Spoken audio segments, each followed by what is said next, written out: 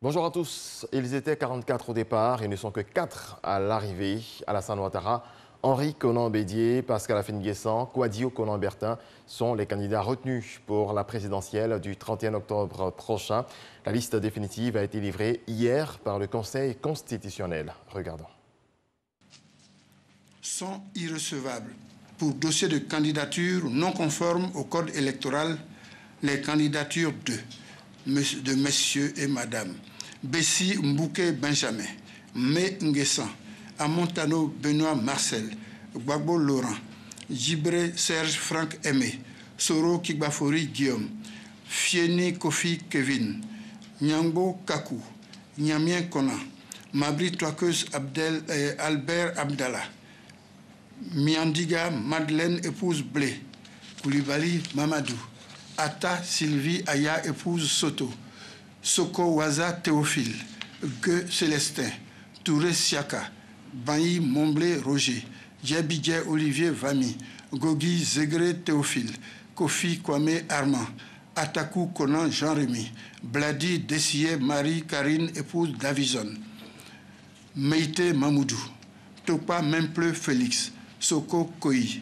Djachi Dido Edouard, Awas Talon Julien Elvis, Bovli Djevlé Marcel Paul Aaron, Seri Gozé Bertin, Loulou Yoro, Seri Koulaï Aimé, Meïté Alikari, Zewebi Zamblé, Toby Irie Vincent, Gourou Zialo Claude François, Chahin Sombo John, Abolik Ghislain Roméo, Kouadio Kofi Roland, Zaha Djenoa Michel et Goré Bizi Charles Kader sont également irrecevables. Pour des défauts de qualité pour agir, les requêtes de messieurs Soko Waza Théophile, Gbagbo Laurent et EDS, Soro Kivafori Guillaume et GPS. Sur le fond,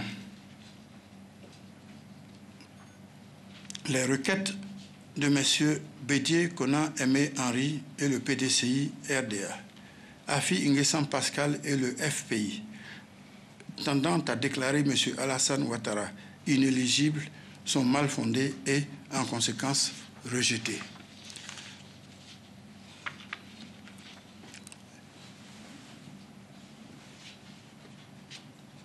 En conséquence, décide la liste définitive des candidats à l'élection du président de la République du 31 octobre 2020 est arrêtée ainsi qu'il suit. 1. Alassane Ouattara. 2. Affi-N'Guessan Pascal. 3. Bédié Konan Aimé Henri. 4. Kouadio Konan Bertin. La présente décision sera publiée au journal officiel de la République de Côte d'Ivoire. Et je vous donne rapidement lecture de ce communiqué émanant du ministère de l'Administration du Territoire et de la Décentralisation, le ministère de la Sécurité et de la Protection civile. Article 1. En vue de prévenir les troubles à l'ordre public, les mesures de suspension, alors la mesure de suspension des marches, sit-in et autres manifestations sur la voie publique et sur toute l'étendue du territoire national est prorogée jusqu'au 30 septembre 2020.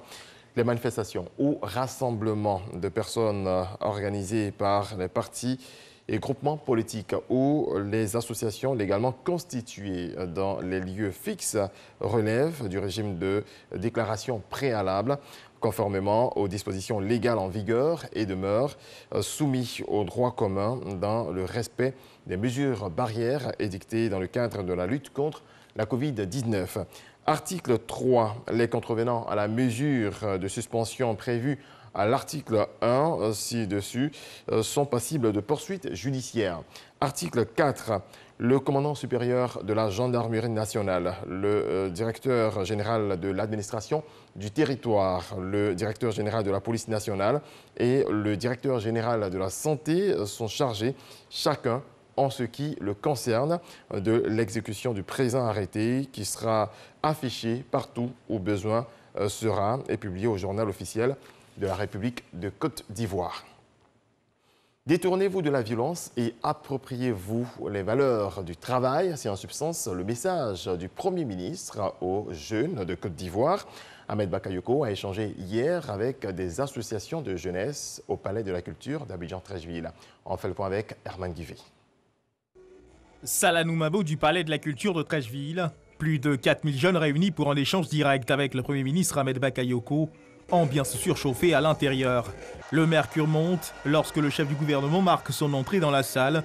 Les minutes qui suivent son arrivée, c'est à l'unisson que l'hymne national, l'abidjanaise, est repris avec encore plus d'enthousiasme quand les couplets reprenant la fraternité sont énoncés.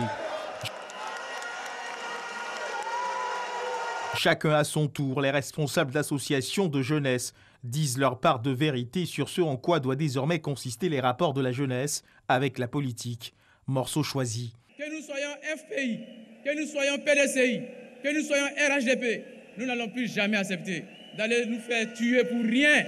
Parce que quand vous vous attendez, nous on n'est pas là. Vous avez un lourd devoir, celui de concilier toutes les positions ivoiriennes avant que les élections de 2020 n'aient lieu. En même temps que nous demandons aux jeunes de ne pas s'inscrire dans la violence aux hommes politiques, n'appelez plus les jeunes à descendre dans les rues, n'appelez plus les jeunes à cacher, n'appelez plus les jeunes à brûler des pneus, n'appelez plus les jeunes à mener des combats, arrêtez l'instrumentalisation des jeunes.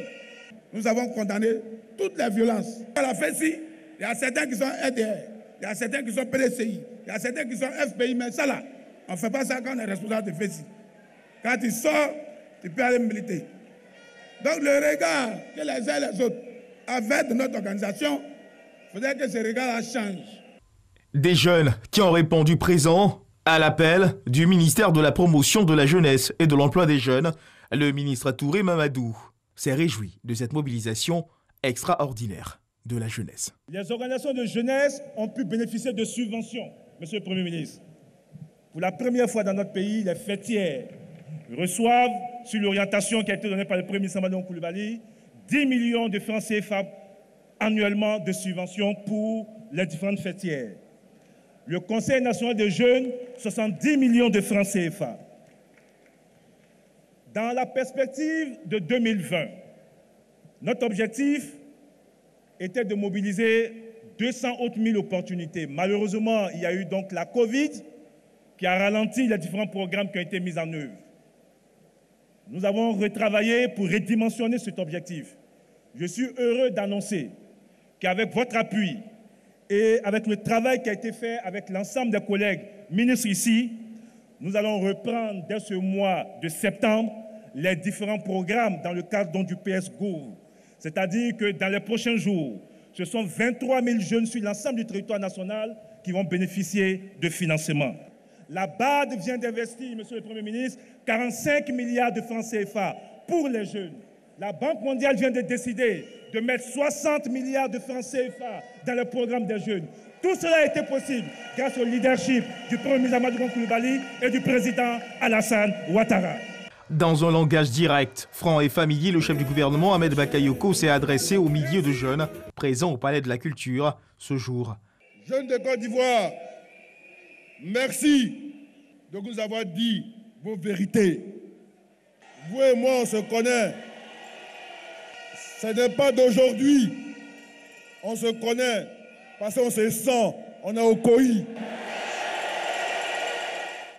Quand on envoie des jeunes, ils vont casser un bus, 2 bus. C'est que nous aident, nous tous, à vivre, à nous déplacer. Quand ils font ça, eux-mêmes, ils filment les jeunes. Ils mettent sur les réseaux sociaux. Les services de sécurité font leur travail. Le soir, on arrête les jeunes et je peux vous dire, ils disparaissent. Les parents de ces jeunes-là, c'est nous qui viennent voir. Ou leurs camarades, c'est nous qui viennent voir. Mon fils est en prison, il faut le libérer. Mon fils est en prison, il n'a pas à manger. Ceux qui l'ont mis en mission ne sont pas là pour l'aider.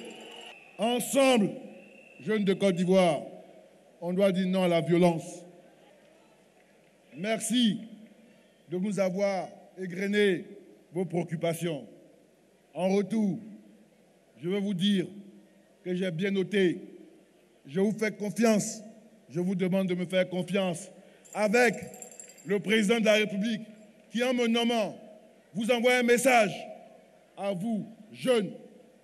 Je veux vous dire qu'ensemble, nous allons réaliser quelque chose de fort qui va bénéficier à chacun de vous. Au Premier ministre Ahmed Bakayoko d'ajouter: si chacun veut se lever pour dire « je ne suis pas d'accord avec toi », je ne suis pas d'accord avec ton interprétation du droit, donc je vais manifester, je vais casser, mais alors on aboutit au désordre. Et vous me connaissez, je suis un homme d'un grand cœur, mais en même temps, je connais la fermeté. Nous n'allons pas laisser prospérer le désordre. Et je compte sur vous. Je lance un appel à toute la jeunesse de Côte d'Ivoire, de tous les partis politiques, quels qu'ils soient. Être d'un parti politique différent ne doit pas faire de nous des ennemis. Nous sommes d'abord des frères, des amis, des Ivoiriens. Pour vous dire que mon premier travail, ça va être de vous donner des opportunités. Des opportunités pour vous réaliser, construire votre famille, avoir votre maison, être bien dans votre tête. Et c'est ainsi que la nation pourra reposer sur votre force et votre énergie. Ma nomination à la primature est une opportunité pour chacun de vous, croyez-moi. Chers jeunes, on va vous aider, mais je vous en prie, croyez-moi, personne ne s'élève sans travail. Personne ne grandit sans travailler. Personne ne progresse sans effort. Même si on vous donne 1 million et que vous ne faites pas d'effort, que vous partez le gaspiller dans des maquis, vous n'allez pas avancer, vous allez échouer. Je vous demande de prendre votre destin en main. Vous avez une vraie opportunité pour devenir ce que vous voulez, pour accomplir vos rêves. C'est possible. Les jeunes ont été invités à tourner le dos à la manipulation par les politiques et à faire confiance au gouvernement pour amplifier les actions concrètes d'insertion déjà engagées en faveur de leur insertion sociale. C'est parti pour la rentrée scolaire 2020-2021. Hier, la ministre de l'Éducation nationale, de l'enseignement technique, de la formation professionnelle, Kandia Camara, a lancé la rentrée scolaire au lycée moderne de Bongouanou sous le thème « Tous ensemble pour une école résiliente et de qualité ». La ministre a motivé le choix de ce thème par le difficile contexte marqué par la Covid-19. Malgré la pandémie, nous devons maintenir l'école debout, réussir une année scolaire de qualité, permettre au programme scolaire de se dérouler normalement jusqu'au 31 juillet avec de bons résultats, a déclaré Kandia Camara. Et je vous fais à présent un point rapide de la pandémie à coronavirus en Côte d'Ivoire. Le ministère de la Santé et de l'Hygiène publique a enregistré hier lundi 53 nouveaux cas de Covid-19 sur 1413 échantillons prélevés, soit 3,7% de cas positifs, 62 guéris et 0 décès. À la date donc du 14 septembre, la Côte d'Ivoire compte 19 066 cas confirmés, dont 18 174 personnes guéries, 120 décès et 772 cas actifs. Le nombre total d'échantillons est de 143 661.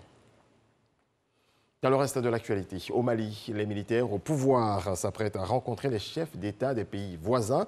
Les présidents de la CEDEAO se réunissent aujourd'hui à Accra, au Ghana. L'organisation régionale avait donné à la junte jusqu'à cette date pour céder le pouvoir à un civil, mais les concertations nationales divergent de ces demandes.